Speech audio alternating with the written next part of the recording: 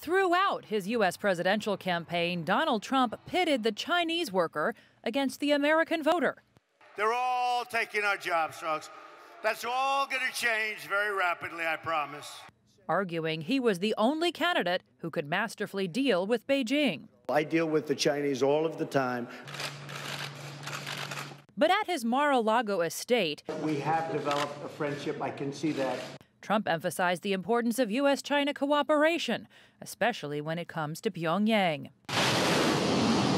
Just hours after this failed DPRK missile test, Trump reversed a campaign pledge. He declined to label Beijing a currency manipulator. He didn't slap higher tariffs on Chinese imports, and he didn't take any more calls from Taiwan's leader after their first exchange.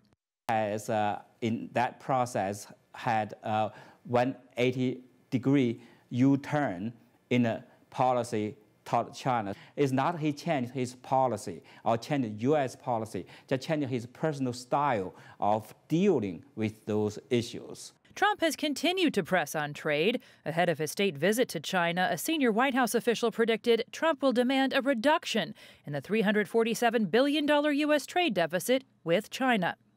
But if Trump pushes for concessions, at least one of China's neighbors hopes he doesn't press too hard. I express my hope that the U.S. will be able to maintain a stable and constructive relationship with China, engaging each other at the highest levels, building trust, establishing institutional mechanisms.